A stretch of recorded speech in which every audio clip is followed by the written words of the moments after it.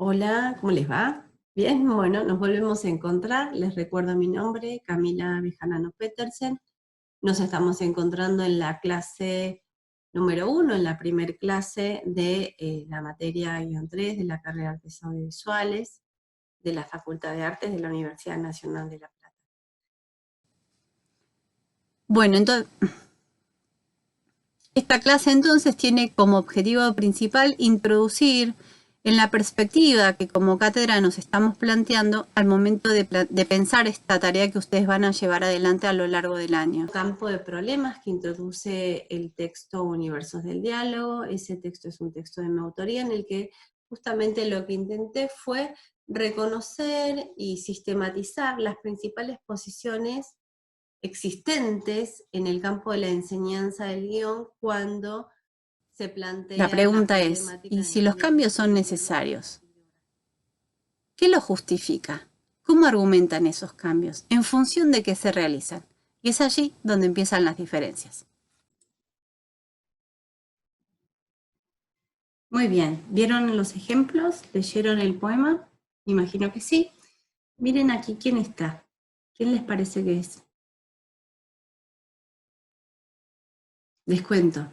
Esta es una ilustración que hizo Benjamin Lacombe, que es un ilustrador francés, y es una ilustración que a mí me gusta mucho porque es Edgar Allan Poe, pero también tiene aires de Julio Cortázar. Y es interesante porque esa ambigüedad que trabaja desde la imagen se conecta con el libro objeto que produce Lacombe, que es cuentos de Edgar Allan Poe traducidos por Julio Cortázar. Entonces esa imagen está haciendo un guiño al espectador, al lector, en relación a esa doble identidad, la del autor y la del traductor. Ustedes saben que hay una frase que dicen los traductores que es traducción traición, ¿no? Que aún en un mismo lenguaje, no sé, la palabra, lenguaje articulado, dirían los lingüistas, eh, cuando cambiamos de lenguaje, hay que traicionar, hay que cambiar, hay que generar modificaciones, porque no es posible decir lo mismo en un lenguaje que en otro. Imagínense si lo estamos planteando en relación a un mismo lenguaje, solo en relación al cambio de idioma, qué es lo que ocurre si además estamos pensando en cambios de lenguaje, en cambio de materialidad, en el cambio en la arcilla con la que trabajamos y producimos nuestros objetos estéticos, ¿no? Quiero decir, una cosa es trabajar con un texto donde lo dominante es la palabra escrita, ¿sí? Donde en todo caso puede haber un cambio de grosor de esa palabra escrita, si la pienso también en términos gráficos y visuales, pero donde lo dominante es una única materia de la expresión que es la palabra.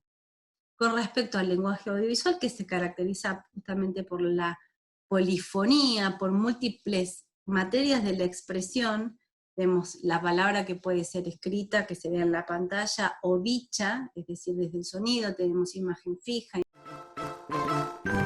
imagen móvil, tenemos sonido musical, tenemos ruidos, es decir, tenemos múltiples arcillas, múltiples materias de la expresión a partir de las cuales se puede narrar y se puede contar, o se puede comunicar o expresar una dimensión audiovisual. Sin ánimo de spoilear la clase que viene, de las Sin tipologías ánimo de de señas no spoilear lineales, la clase que lo viene, que hicimos lo de recién recién fue un uso fue ilustrativo un de los uso recursos ilustrativo audiovisuales de los recursos audiovisuales ilustrar, para para explicar la noción de polifonía. y ya. La noción de polifonía audiovisual. De que este cambio de lenguajes involucra la necesidad de los cambios. Pero insistíamos en esto de que desde la perspectiva transpositiva, la cuestión entonces surge en relación a qué justificaría, qué daría lugar a una ponderación positiva o negativa de la decisión tomada en torno a esos cambios. Por eso nos interesaba tomar este poema, el poema El Cuervo, que es un poema que probablemente ustedes conocen,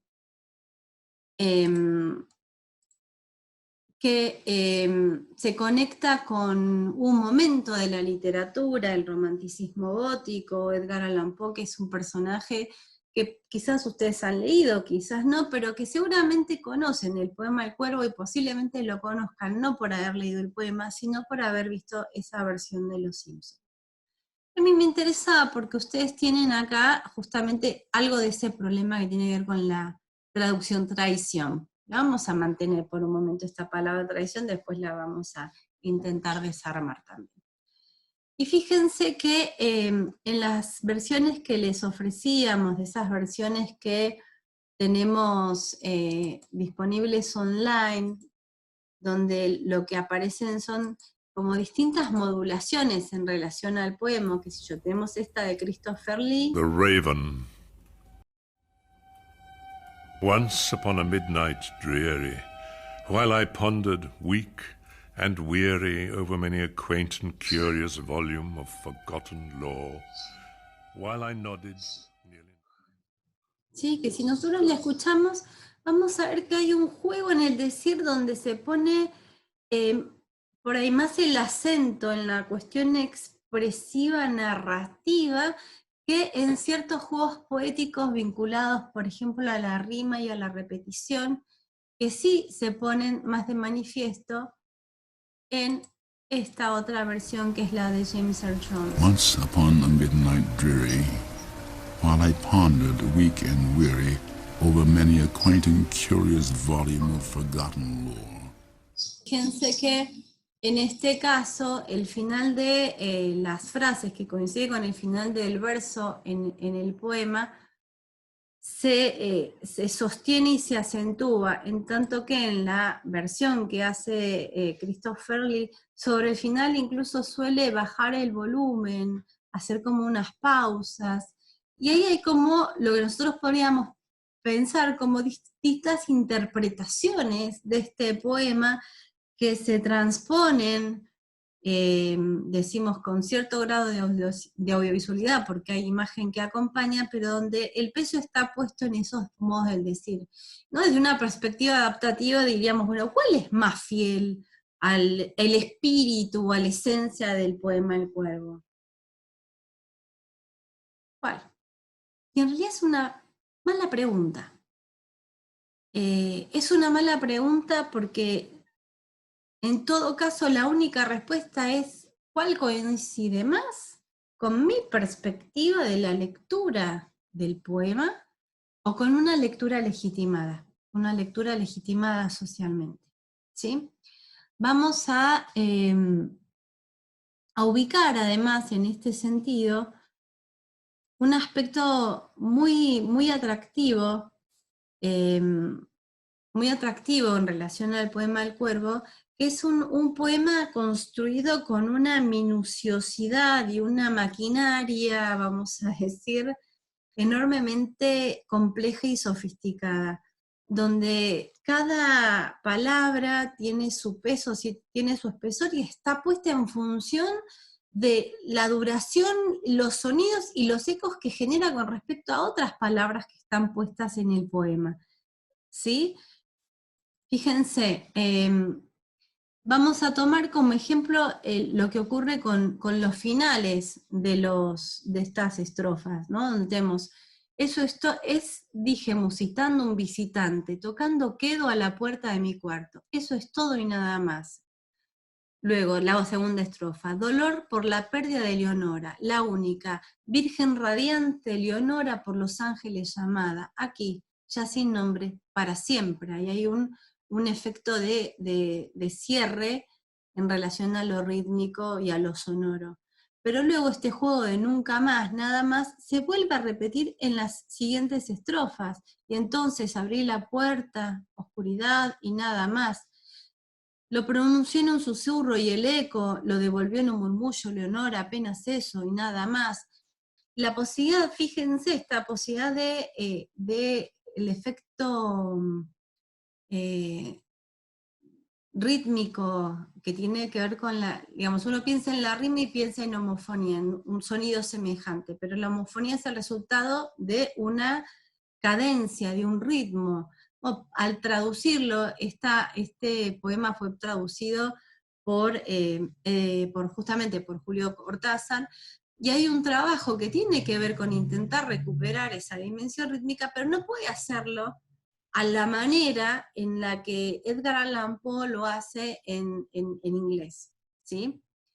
Entonces ahí podemos decir, bueno, traiciona ese juego rítmico poético del poema original, no sirve.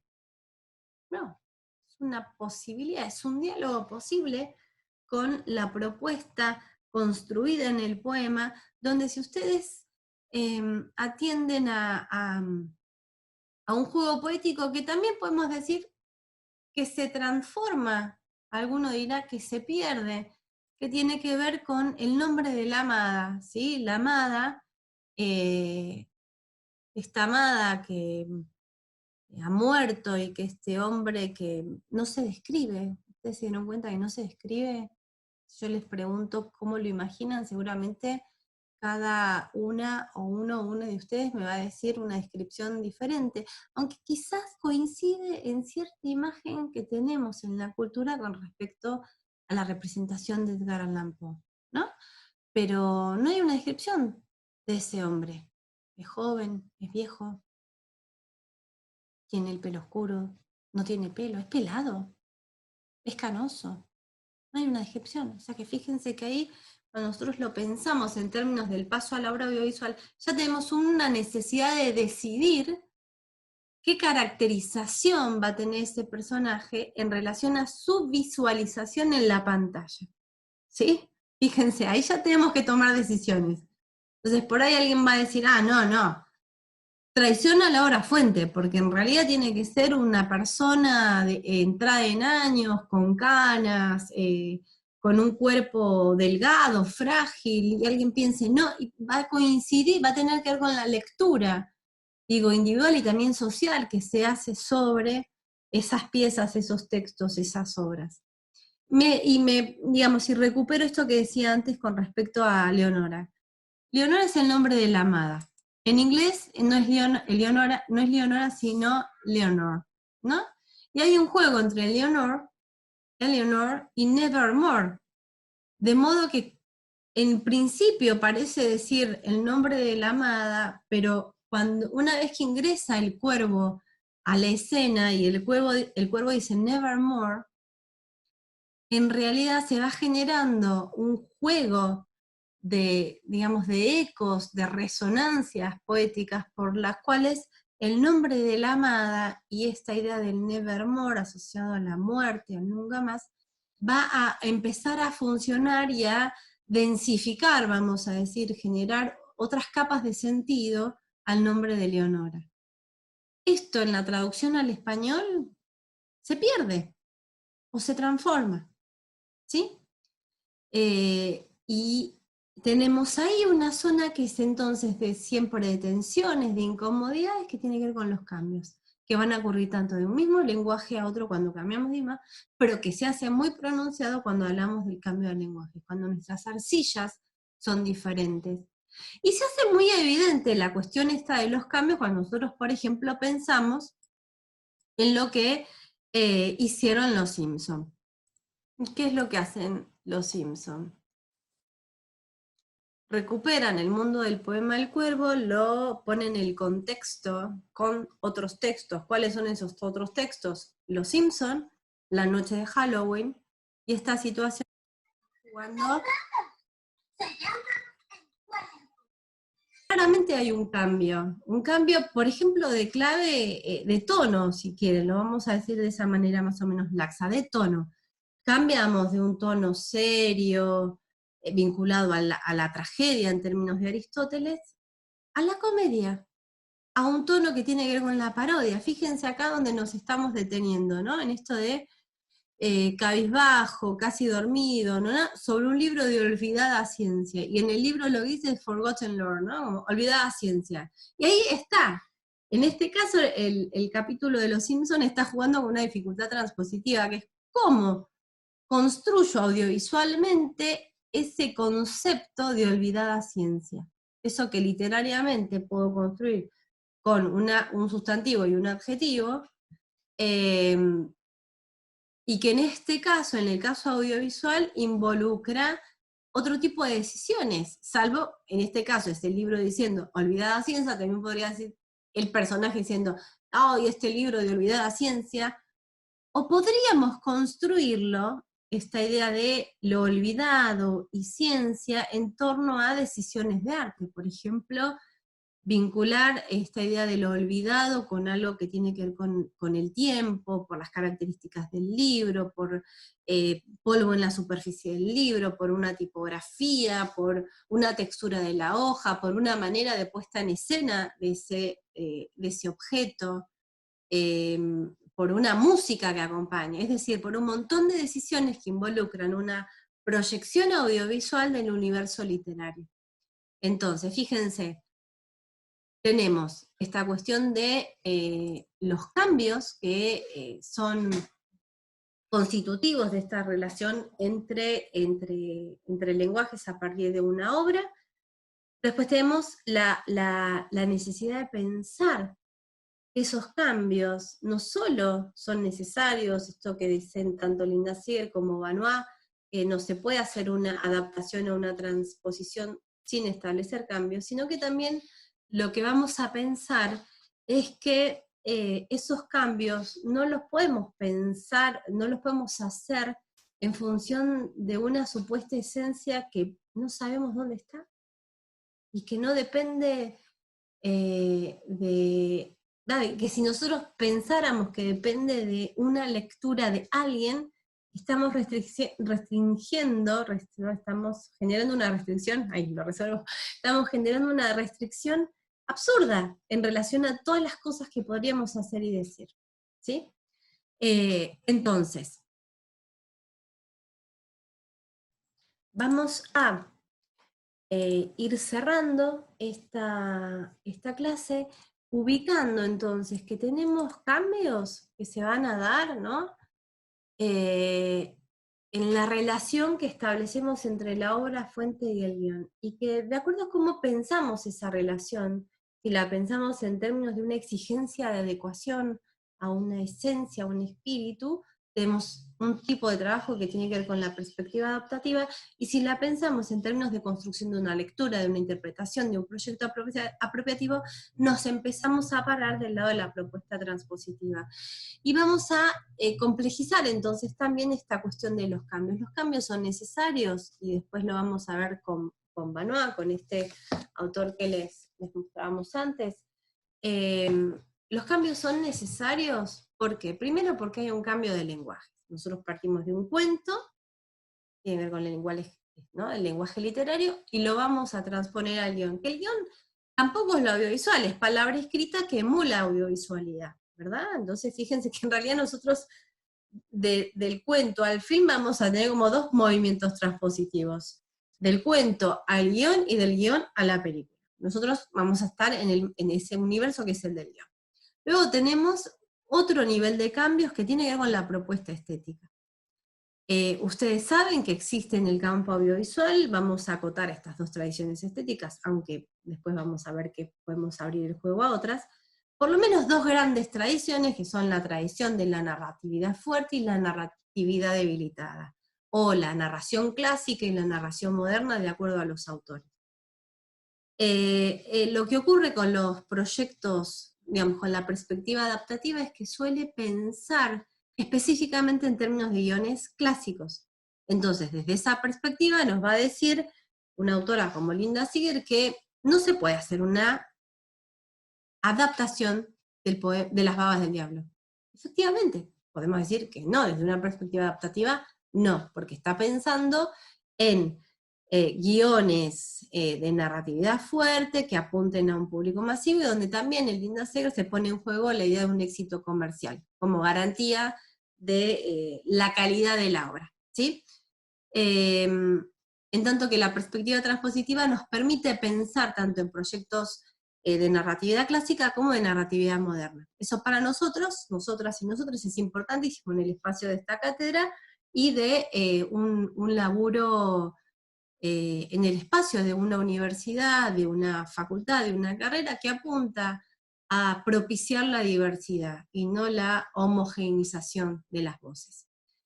Finalmente, un tercer nivel de cambios está dado por el cambio de coordenadas espaciotemporales, que es esto que nosotros vemos. Por un lado tenemos un poema escrito en 1845 por un autor que jamás podía pensar en Los Simpson, ¿no? Es imposible que Edgar Allan Poe pensara en un universo que algún día iba a estar traspuesto a un programa televisivo, entre otras cosas porque no existía la televisión, y no existían Los Simpsons, ¿no? Ahora, cuando Los Simpsons retoman el poema El Cuervo, que lo hacen en el escenario pues, de una propuesta de un programa televisivo, masivo, que si bien tiene su origen en Estados Unidos, rápidamente gana espacios, diríamos mercados, pero gana el encuentro con espectadores de todo el mundo, al punto que de pronto nuestra televisión hay canales que lo siguen emitiendo y nos siguen emitiendo programas de viejas temporadas que se repiten y siguen encontrando espectadores antiguos y espectadores jóvenes, nuevos, que se conectan con Los Simpson y siguen siendo interpelados por esa propuesta.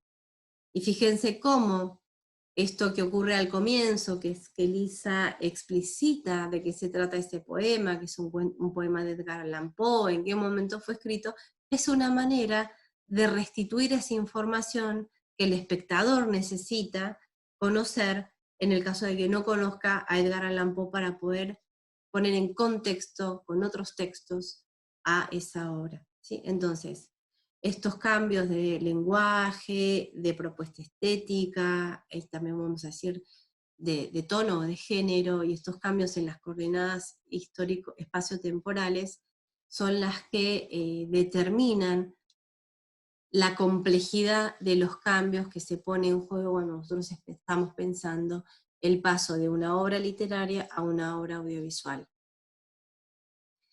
Finalmente les voy a despedir. Vamos a ver acá estos 4 niveles que aparecen desarrollados en el trabajo Universos del Diálogo. Nosotros pusimos el acento en particular en esto, ¿no? En la concepción de la relación sobre la obra, entre la obra fuente y el guión. Atravesamos esos otros niveles, pero nuestro eje estuvo dado en este nivel de análisis. Y como síntesis lo que podemos ubicar es que en términos de una perspectiva adaptativa esa relación estaría determinada por una exigencia de fidelidad y captura de la esencia, en tanto que desde una perspectiva transpositiva hablamos de apropiación, la relación se piensa en términos de apropiación, y no hablamos de lectura, no hablamos de esencia, sino de construcción de una lectura, de una interpretación. Esto no lo vamos a desarrollar ahora, y les voy a regalar este juego metadiscursivo, podemos decir. Bueno, ustedes me van a decir más adelante qué tipo de relación se pone en juego acá. En lo que sigue, cada vez que diga cuadro, ustedes tienen que pensar en fresco o en obra. Pero tenemos un cuadro que es de Miguel Ángel, La Creación, un cuadro súper conocido, aunque de pronto pueden no conocer la obra, pero ese cuadro en algún momento lo vieron, circulando en algún lugar lo vieron. ¿Y qué es lo que ocurre en este momento? Ha sido intervenido en términos de un género que podemos caracterizar como nacido con las redes, no porque no exista nada previamente, pero que tiene una dinámica propia y un campo de reconocimiento social y de prácticas de producción particular, que es el campo del meme, y de ciertas intervenciones en torno a la apropiación de imágenes, discursos, textos preexistentes que se intervienen con una búsqueda cómica, paródica, lúdica. En épocas como las que estamos atravesando, bueno, este ejemplo se conecta justamente con, por un lado, el hecho de que el humor a veces es difícil, y sobre todo es difícil frente a situaciones como las que estamos atravesando, y al mismo tiempo ayuda a vivir y nos ayuda a pensar en esto que nos va a tener ocupados y ocupados durante este año, que es esta relación entre textos que vamos a elegir y que van a formar parte de las tareas que vamos a llevar adelante a lo largo de este año. Y donde todo el tiempo nos vamos a estar preguntando algo así como qué es lo accesorio o lo esencial, pero que lo que vamos a intentar es sustituir esas preguntas por lecturas, interpretaciones, por una construcción de la mirada y por un proyecto transpositivo. Y por último, ahora sí, lo que les recuerdo nuevamente en el aula virtual, en la clase 1, ustedes tienen acá adaptar, transponer dos concepciones de la escritura. Lo que tienen en esa misma carpeta que está sobre el final, tienen los ejemplos. Les regalamos también unos ejemplos muy lindos que son representaciones de Caperucita Roja, para que vean distintas maneras de ilustrarla y de pensarla. Tienen además una guía de lectura, que es una guía que hemos armado con la colaboración de las compañeras y compañeros y compañeras Scriptes, donde les invitamos a puntualizar en algunos aspectos del texto. ¿Sí? Es un acompañamiento para focalizar aspectos del texto que ustedes leyeron. Y luego hay una invitación a un enigma que hemos planteado al comienzo del desarrollo de la clase, que continuaremos cuando nos volvamos a encontrar. Bueno, les deseamos una buena semana. Pensar en fresco